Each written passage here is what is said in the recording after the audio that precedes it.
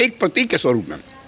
तो अंदर उसका उस मंदिर का भी कार्बन डेटिंग की मांग चल रही थी। दीन मोहम्मद जो है एक जो है उनका मुकदमा दायर करते हैं अंग्रेजों के ज़माने में कि हमको इस पूरे ज्ञानवापी परिसर में नमाज पढ़ने की अनुमति दी जाए।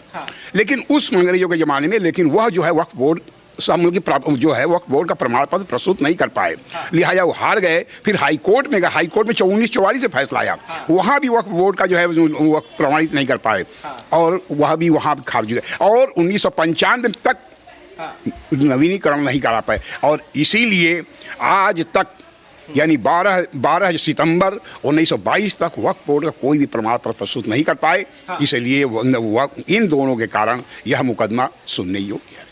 नमस्कार दोस्तों, मैं नितिन लाठियान और स्वागत करता हूं हमारे चैनल में। दोस्तों अभी हमारे पास में है सोहनलाल आर्य जी, जो काफ़ी कुछ दिनों से काफ़ी चर्चा में रहे हैं, जो श्रृंगार गौरी केस को लेके वहां पे पूजा की मांग करने की जो याचिका है उसको लेके जो 5 याचिका करता है उसमें से एक है सोहनलाल आर्य जी। और कल भी बनारस के डिस्ट्रिक्ट कोर्ट में इस केस की सुनवाई हुई। कल कार्बन डेटिंग को लेके कोर्ट ने नोटिस इश्यू किया है। तो अभी क्या हो रहा है, क्या हो सकता है, उसके ऊपर थोड़ा चर्चा करेंगे। कैसे हैं सोहनलाल जी? हाँ ठीक है। कल माननीय जिला जज के यहाँ जो है शुरुआत में ये हुआ कि मुस्लिम समाज 8 सप्ताह का समय मांग रहा था कि सुप्रीम कोर्ट की गाइडलाइन के अनुसार हमको 8 सप्ताह का समय दिया जाए। जिला जज ने यह स्पष्ट कहा कि आप 8 सप्ताह के समय किस टाइम बेस पर मांग रहे हैं, कहा ये सुप्रीम कोर्ट गाइडलाइन के अनुसार। तो दिखाया बड़ा हंसते हुए उन्होंने कहा ज्ञानवापी इंतजामी मसाजिद से कि भाई साहब ये हमारे लिए दिशा निर्देश न कि आपके लिए, लिहाजा उनकी वह खारिज कर दी गई। उसके बाद पुनः 16 लोग जो इस वाद में दाखिल होना चाहते थे, इसलिए उसके बाद उन्होंने ये कहा माननीय जिला जज ए के विश्वेश जी ने यदि वह उपस्थित हों या उनके अधिवक्ता उपस्थित हों तो उनका नाम जोड़ लिया जाएगा। लेकिन उसमें 8 ही लोग उपस्थित थे और बाकी लोग नहीं थे, तो 8 लोगों का नाम जोड़ा गया और 8 का रिजेक्ट किया गया। उसके बाद हिंदू पक्ष के अधिवक्ता माननीय विष्णु शंकर जैन जी, हम लोग स्वयं हिंदू पक्ष के हैं, विष्णु शंकर जैन जी कार्बन डेटिंग की मांग माननीय न्यायालय में रखे। जैसे ही रखे मुस्लिम पक्ष आपत्ति करने लगे, नहीं अभी तो कुछ होना ही नहीं, अभी आप कार्बन डेटिंग की मांग क्यों कर रहे हैं? तो जिला जज ने उन्होंने कहा अरे भाई साहब क्यों चिल्ला रहे हैं, अभी बोली बात तो सुनिए, आपको बहस का मौका मिलेगा कहना जो है। तो उन्होंने कार्बन डेटिंग की पूरी अपना डिटेल रखा कि हम जो श्रृंगार गौरी सर्वे के दौरान जो शिवलिंग मिला है कार्बन डेटिंग के माध्यम से या अन्य क्षेत्रों में परिसर में जो कार्बन डेटिंग की मांग, हम उसके लिए आवेदन कर रहे हैं। तो उन्होंने यह कहा कि ठीक है, और अगले सप्ताह 29 तारीख जो डेट है उसमें मुस्लिम समाज को इस पर जो है अपना जो है विरोध करने का जो है उनको मान लिया गया है। तो ये कल की जो है कल कार्रवाई 29 तारीख की थी, ये 22 तारीख ये कार्रवाई थी। और मैं बीच में एक आपसे क्वेश्चन करना चाहूँगा, शिवलिंग के अलावा किन किन चीज़ों को लेकर कार्बन डेटिंग की मांग की गई है हिंदू पक्ष की तरफ से? पूरा परिसर, हाँ पूरे परिसर के लिए शिवलिंग और उसके तहखाने भी हैं और पश्चिमी दीवार जिसमें जो 5 वादी महिलाएं जो थी उसमें लक्ष्मी देवी, सीता साहू, मंजू व्यास, रेखा पाठक है ना, ये 4, एक जो है दिल्ली की राखी सिंह। इन वादी महिलाओं ने जो वाद रखे थे उनका वाद का लक्ष्य था श्रृंगार गौरी के दर्शन पूजन का अधिकार। तो श्रृंगार गौरी माँ अंदर हैं, बाहर हालांकि पूजन होता था एक प्रतीक के स्वरूप में। तो अंदर उसका उस मंदिर का भी कार्बन डेटिंग की मांग चल रही है। तो अभी जो कल फैसला आया है कोर्ट का, उनमें क्या क्या मुख्य बिंदु थे जिन पे डिस्कस हुआ, जिन पे कोर्ट ने संज्ञान लिया? फैसला जो कल आया है, कल 22 को आया है नहीं 22 तारीख को कार्बन डेटिंग की मांग आई थी, फैसला तो 12 तारीख को आया था। तो 12 तारीख फैसला अक्सर है कि जो 1990 एक्ट और जो वक्फ बोर्ड ये था कि आप इसमें मुस्लिम समाज की याचिका खारिज हो गई कि अब आप सुनवाई के योग्य है। उस पे 1991 का जो एक्ट है वो लागू नहीं होगा और ना वो वक्फ बोर्ड की संपत्ति है। ये है, इसका स्पष्ट है कि 1990 एक्ट जो है इस पर लागू नहीं होता, क्योंकि 3 के अनुसार यह स्पष्ट है कि यह कि जो 1900 चाहे वो मुस्लिम हो, हिंदू हो, सिख, ईसाई हो, 100 साल पूर्व कि जो धार्मिक स्टेटस है वह बरकरार रहेगा। तो इस तरह यह जो है जब स्टेटस लगा उस समय 1993 तक तो यहाँ पूजन हुआ करता था। 1947 की बात की बात को खंडन हो जाती है, इसलिए यहाँ हिंदू पक्ष की जीत हुई। और रह गया वक्फ बोर्ड। वक्फ बोर्ड जो है मुकदमा नंबर 62 1933 में दीन मोहम्मद जो है उनका मुकदमा दायर करते हैं अंग्रेजों के ज़माने में कि हमको इस पूरे ज्ञानवापी परिसर में नमाज पढ़ने की अनुमति दी जाए। लेकिन उस अंग्रेजों के ज़माने में वह जो है वक्फ बोर्ड जो है वक्फ बोर्ड का प्रमाण पत्र प्रस्तुत नहीं कर पाए, लिहाजा वो हार गए। फिर हाई कोर्ट में गए, हाई कोर्ट में 1944 से फैसला आया, वहाँ भी वक्फ बोर्ड का जो है वो प्रमाणित नहीं कर पाए और वह भी वहाँ खारिज हुए और 1995 तक नवीनीकरण नहीं करा पाए। और इसीलिए आज तक यानी 12 सितंबर 1922 तक वक्फ बोर्ड का कोई भी प्रमाण पत्र प्रस्तुत नहीं कर पाए। इसलिए इन दोनों के कारण यह मुकदमा सुनने योग्य है। सर मैं एक सवाल आपसे पूछना चाहती हूँ कि जो 12 सितंबर को जो आया था फैसला आया था उसमें कोर्ट ने जो कहा कि ये सुनने लायक केस है, ये हम हिंदू पक्ष की ओर थोड़ा झुकाव दिखाई दिया था। आपको क्या लगता है कि आने वाले समय में जो है ये आपकी ओर झुक जाएगा और आपकी जीत का कितना आपको अनुमान लगता है? देखो, ये मात्र 8 अगस्त 1669 में जो औरंगजेब ने हमारे ध्वंस आराध्य स्थल को फतवे के फरमान के बाद तोड़ा गया, यह सत्य है। सारे डॉक्यूमेंट, यहाँ तक कि औरंगजेब की पुत्री जहाँ आरा, पृष्ठ नंबर जो है नसीर एज आलमगिरी पुस्तक नंबर 238 में उनकी पुत्री ने लिखा है कि हमारे पिता मथुरा और काशी के मंदिरों को ध्वस्त किए हैं। तो ये साफ साफ प्रमाण है जो है। इसलिए इन प्रमाणों के अंतर्गत सारे डॉक्यूमेंट्स, यहाँ तक जो सर्वे हुआ है सब कुछ हिंदू पक्ष में है। तो जो प्रत्यक्षम के प्रमाण हाथ कंगन को आरती किया, इसीलिए हिंदू पक्ष झुकना मत कहिए, सारे प्रमाण हैं, इसलिए सामने आ जाते हैं। आपको नहीं लगता कि सर अगर इस फैसले पर थोड़ा सा मतलब हिंदू पक्ष की ओर ये फैसला आता है तो थोड़ी सी खाई जो है वो बढ़ जाएगी? नहीं, बिल्कुल खाई बढ़ेगी क्यों? जो हमारे आराध्य स्थल हैं, मतलब कि उस कालखंड में जो मुस्लिम आतंकवादियों ने तलवार के बूते हमारे ध्वंस आराध्य स्थलों को जो है निस्तनाबूद किए, हम तो माननीय संविधान के अंतर्गत जो है माननीय न्यायालय के अंतर्गत कलम के माध्यम से रेक्टिफाइड कर रहे हैं। तो इसमें खाई कहाँ बढ़ेगी? हम तो शांतिपूर्ण ढंग से माननीय न्यायालय से गुहार करें कि हमारे आराध्य स्थल को मुक्त किया जाए। अभी इस मुद्दे में बहुत सारे पॉइंट्स थे। एक तो वक्फ बोर्ड की संपत्ति को लेके था जो ऑलरेडी खारिज हो चुका है। 1991 का जो एक्ट है जो उस पर लागू नहीं होता है। अभी 29 तारीख में फिर से सुनवाई होगी, तो 29 तारीख में किन किन चीज़ों को लेके सुनवाई होगी? 29 तारीख को 2 बिंदुओं पर होगी। पहला चीज, जो 8 नए लोग जो है वादी बनना चाहते हैं, हम उनको भी नहीं चाहते। अच्छा। इसलिए नहीं चाहते कि मुकदमा और लंबा हो जाएगा। और जो 8 आदमी आ रहे हैं उसमें मुख्तार अहमद अंसारी है। अच्छा। हम नहीं चाहते कि किसी ऐसे आदमी का नाम आए जिससे दिशा मुकदमे का बदल जाए। उनको भी हमने जो हमारे न्यायालय में जो है इन 4 वादी जो काशी की 4 वादी महिलाएं, जिसमें एक हमारी श्रीमती भी है, और मैं पूरे मुकदमे का जितने मुकदमे हैं काशी ज्ञानवापी सबका मैं पैरोकार हूँ, वादी भी हूँ। तो इसे स्पष्ट दिया कि हम इनको नहीं चाहते। दूसरा बिंदु, एक बिंदु ये होगा 29 तारीख को कि उनका नाम जो है न वादी न बन पाने। हमारे विष्णु शंकर जैन जी, हरिशंकर जैन जी जो सुप्रीम कोर्ट के अधिवक्ता हैं और हम लोग के अधिवक्ता हैं, बहस करेंगे। दूसरी बिंदु है कि कार्बन डेटिंग के बारे में, क्योंकि माननीय न्यायालय ने कहा कि ठीक है कार्बन डेटिंग की मांग आप लोग को मांग ली जाती है, मुस्लिम समाज आपत्ति दाखिल कर, हम लोग उसका जवाब देंगे। सर जब से ये वीडियोग्राफी की गई थी, जब शिवलिंग सामने आया था, उसके बाद से बहुत सारी जांचें भी हुई। बहुत सारे निजी चैनल ने खुद से भी जांचें की है, जिसमें जयपुर के एक जो मूर्तिकार थे उनका एक वीडियो भी काफी वायरल हुआ था, जिसमें उन्होंने कहा था कि जैसे मुस्लिम समुदाय लोग कह रहे हैं कि जो फवारा है जिसे शिवलिंग, हम हिंदू पक्ष के लोग शिवलिंग बता रहे हैं, उसमें मुस्लिम पक्ष के लोग बोले कि फवारा है, उसके ऊपर पत्थर रखा गया है। जब मूर्तिकार से इस बारे में बात की गई, उनका जो वीडियो सामने आया था उसमें कहा था कि नहीं, इस तरह की कोई भी ऐसी निकासी नहीं होती है जो शिवलिंग जैसा हो और उसके ऊपर फवारे के ऊपर पत्थर रख के आप लोग बता रहे हैं जो। तो कहीं ना कहीं अगर देखा जाए तो मूर्तिकार की जो बयान थे वो शिवलिंग को ही दर्शा रहे थे। तो ये जो वीडियोग्राफी सामने आई थी, इसके बावजूद भी क्या डेटिंग करना सही है? ये जो 22 तारीख, ये जो 29 तारीख को डेटिंग होगी। देखिए, हम आपकी बात को समझ रहे हैं, भावनाओं को समझ रहे हैं, हिंदू भावनाओं को समझ रहे हैं। हम श्री राम जन्मभूमि आंदोलन के उसमें भी विश्व हिंदू परिषद के प्रवक्ता थे जो है, और हम समझ रहे हैं कि कार्बन डेटिंग का तात्पर्य ये होता है जो शिवलिंग है उसको खरोचा जाता है पत्थर को जो है, तब कार्बन डेटिंग होता है। ये जीवाश्म जो होते हैं, जैसे लकड़ी का हो, पत्थर का हो, कागज़ का हो, रक्त का हो गया, इन सब की कार्बन डेटिंग हम अच्छी तरह समझ रहे हैं आपकी भावनाओं को। और दूसरी चीज़, ऐसे कार्बन डेटिंग, हम शिवलिंग को छेड़ने की बात नहीं कर रहे हैं और न छेड़ा जाएगा।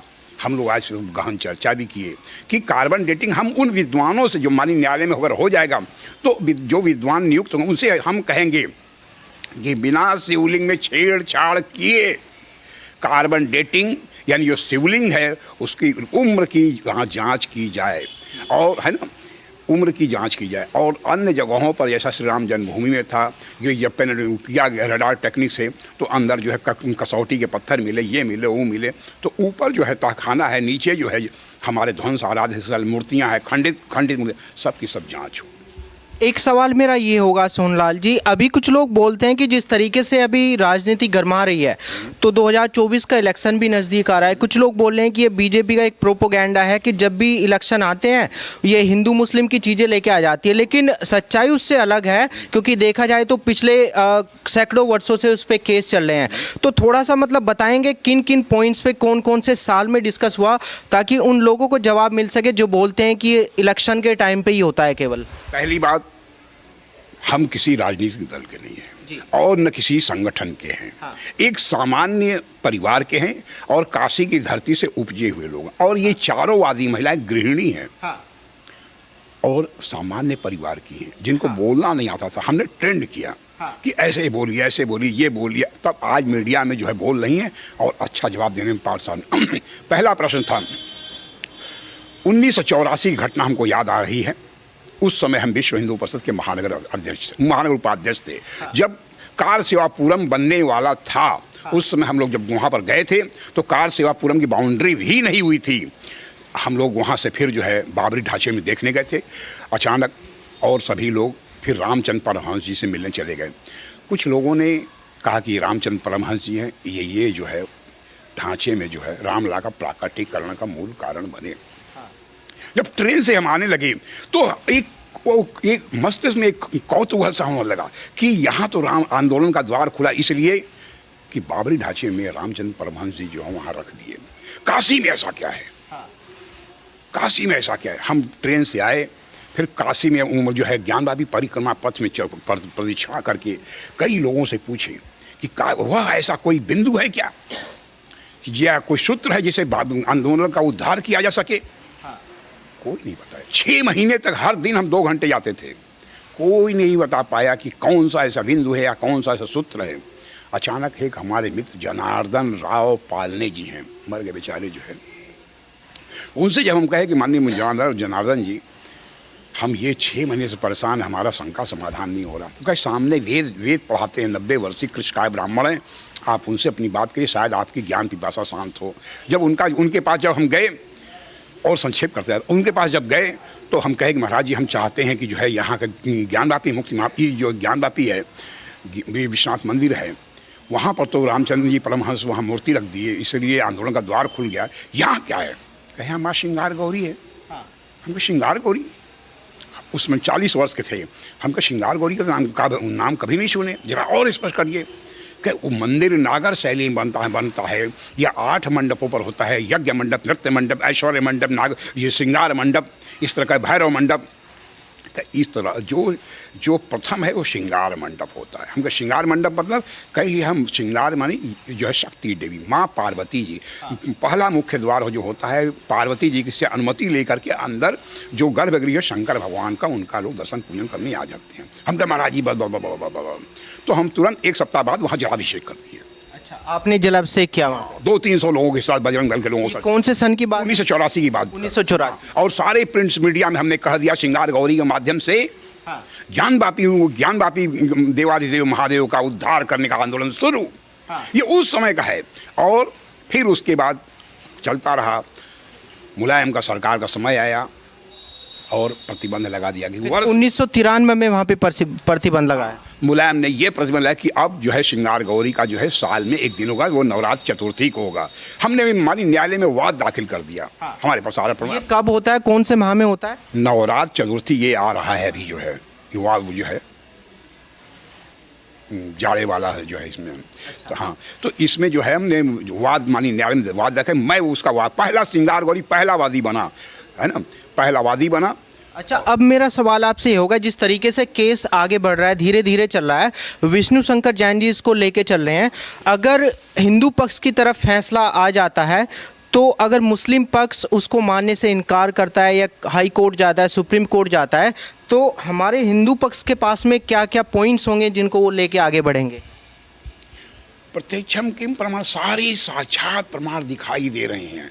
जो तहखाने में, जब पहला तहखाना मुस्लिम तहखाना में जैसे ही हम लोग प्रवेश किए, संस्कृत के श्लोक 100 साल के बाद मुस्लिम तहखाना खुला, संस्कृत के श्लोक, वो अभी हैरत में रह गए। और फिर एक ऐसी पट्टिका मिली, चित्र मिला, जिसमें माँ अन्नपूर्णा शंकर भगवान को अन्न प्रदान कर रही हैं। और ताखे में जो है शिवलिंग पड़ा हुआ है अंदर। हाँ, अंदर मुस्लिम ताखाने में। अच्छा। वो सब भी हैरत में पड़ गए कि क्या हो रहा, और सारे साक्ष्य शंख चक्र गदा उन तहखानों में पड़ा हुआ है जो है। तो टोटल मिला के कितने साक्ष्य हमारे पास में होंगे? लगभग सैकड़ों हैं। तो नहीं, और तहखाने के बाद फिर हम जो है और संक्षिप्त, और इसके बाद हम हिंदू तहखाने में गए, वहाँ मगरमच्छ मिले। मगरमच्छ माने माँ गंगा की सवारी। इसके ऊपर जब मुस्लिम तहखाने में जब हम जो है जहाँ नमाज पढ़ते हैं वहाँ पर चले गए, तो वहाँ पर एक कैलेंडर था जिस पर लिखा था ज्ञानवापी मस्जिद, ज्ञानवापी मस्जिद। और जैसे ही एक महिला, जो वादी महिला, उसको हटा करके मुतवल्ली माने जो नमाज पढ़ाते हैं, उसके नीचे स्वस्तिक चिन्ह बना हुआ था। स्वास्तिक चिन्ह बना हुआ, यानी प्रमाण छिपाने का प्रयास। फिर वहाँ चटाई बिछाया हुआ था, जब बैठ के नमाज पढ़ते हैं, उसको हटाया गया। वहाँ पर जो है कमल का फूल था, मतलब बड़े पत्थर 4x4 का ओम लिखा हुआ था जो है। सर, जो स्वास्तिक बना हुआ था वो किस चीज़ से बना हुआ था? पत्थर में बना हुआ था। सो जो है पत्थर में, बड़े बड़े पत्थर बने हुए थे। और यहीं तक नहीं, जो वहाँ बड़े बड़े 14-14 फीट के खंभे हैं, उसमें सूर्य चंद्रकंद, और जो कमल के पुष्प की, मतलब कि 14-14 फीट तक कमल के पुष्प की लकड़ी लगी चली आ रही हैं। और घंटियों की कतारें हैं, जैसे घंटी है यहाँ लटकने वाला, फिर जंजीर, फिर इस कम 14 फीट तक कम जंजीरों की आ रहे हैं। सारे प्रमाण यहीं तक नहीं रुके। और ढांचा, जो एक और सबसे बड़ी बात बताने जा रहे हैं, मंदिर का ढांचा ध्वंस नहीं किया गया। ऐसा यथावत मंदिर का ढांचा जो पहले था, आज भी वैसा ही पड़ा हुआ है। मंदिर के ढांचे पर जैसे ही लोग चढ़े, वादी महिलाएं चढ़ी, कह रही यहाँ तो शंख है, चक्र है, गदा है। और फिर जैसे उसमें वकील कमिश्नर विशाल सिंह जी थे, नियम उसका था कि अगर आप ये कह रहे हैं कि यहाँ शंख है, चक्र है, तुरंत मुस्लिम पक्ष को बुलाया जाता कि हाँ भाई साहब देखिए यहाँ शंख है। तो है ना, हाँ है। उन्होंने मानी भी ये बात। एक एक चीज बहुत पता नहीं, गंगा जमुनी तहजीब के तहत, भाईचारे के तहत सारा सर्वे एक साथ संपन्न हुआ और मधुर वातावरण में हुआ। जब हम मुस्लिम पक्ष का जब होता था ओम नमः शिवाय, मतलब ओम नहीं, तो भाई साहब यहाँ पर ओम है क्या? हाँ है। उसका फिर नाम जो होता है, साथ में डीएम भी रहते थे, वकील और कमिश्नर सतीश गणेश भी हम लोग के साथ रहते थे जो है। तो आप ये बोल रहे हैं कि जो भी साक्ष्य मिलते थे, मुस्लिम एग्री करते थे जो कि हाँ ये है। वीडियो और ऑडियो दोनों होता था। अच्छा। हाँ, तो इसके बाद जो है यहीं तक नहीं रुका, जो है सारे के सारे जो साक्ष्य मिलने के बाद, 2 दिन का सर्वे होने के बाद, अंत में जो है वजू खाना, जिसमें वो नमाज पढ़ने के लिए हाथ पैर धोते हैं, थूकते उगते, सारा पानी जो है एक रहा कि आप इसको कल जो है इसका भी हम लोग सर्वे करेंगे। अच्छा, मेरा लास्ट क्वेश्चन आपसे ये होगा, अभी कार्बन डेटिंग की मांग की गई है, अगर कार्बन डेटिंग होती है तो शिवलिंग को नीचे से खोद के देखा जाएगा, उसकी लंबाई चौड़ाई कितनी है, कितने नीचे तक है वो, क्योंकि अभी तो 2-4 फीट का वो दिख रहा है। देखिए, जिस समय सर्वे हो रहा था, जो बहस हो रही थी हम ही से हुई कि हमने पूछा भाई ये शिवलिंग कहें, तो उसमें एक अभयनाथ यादव जी जो मर गए, वो कहे नहीं फव्वारा है। हम कहे भाई साहब फव्वारा है तो इसमें पानी आने का जाने का मार्ग कहाँ है? पानी आने का कहीं नहीं, हमको जाने का मार्ग है, कहीं नहीं, हमको फव्वारा तो है नहीं, कहीं नहीं ऐसा है। तो एक आदमी जो है रेहान, एक नाम था याशीन, कहे कि ऐसा है फव्वारा ये है, 20 साल खराब हो गया, ये 20 साल पुराना है। तो वीडियोग्राफी हो रही थी, कह नहीं 20, अच्छा 20 है तो ऐसा है, 20 मत लिखिए, 12 लिखिए। पूरा का पूरा सब ऑडियो है। और वहीं पर जब ये कहा गया कि यह शिवलिंग है, कुछ लोग कहे यह ज्योतिर्लिंग है, तो मुस्लिम अधिवक्ता अभयनाथ यादव जी ने कहा, ये शब्द वीडियो में है, माननीय न्यायालय में प्रस्तुत है, आप उनको मांग भी सकते हैं कि यदि यह ज्योतिर्लिंग है तो मैं प्रणाम करता हूँ। अच्छा, उन्होंने ऐसा बोला। हाँ, मुस्लिम अधिवक्ता ने अच्छा, उसकी खुदाई करके नीचे देखा जाएगा? बिल्कुल बिल्कुल बिल्कुल। आपका यह प्रश्न है, शिवलिंग 4 फीट का है, तो उस समय जब हम यासीन से कहे कि ये तहखाना क्या नीचे भी है, कहे हाँ है, वहाँ से हम घूम करके थोड़ा सा उधर सीढ़ी रहा, हम और विष्णु शंकर जैन जी जब नीचे गए तो दिखाई दिया कि पूरा जो ऊपर से आ रहा है ईंटे की जोड़ैया से जोड़ैया समझते हैं, ईंटे की दीवार से जोड़ा गया था, पूरा लगा कि जैसे पूरा ये आ रहा है, जोड़ा गया है शिवलिंग। यानी 4 फीट ऊपर 12 फीट नीचे, और माँ का अर्घा जो नीचे नहीं होता है वो उसके नीचे और होता है, और वहाँ से वहाँ वह लेवल और सामने नंदी का लेवल जो 78 फुट 3 इंच दूरी पर है, दोनों बराबर एक लेवल में दिखाई दे रहे थे। चलिए।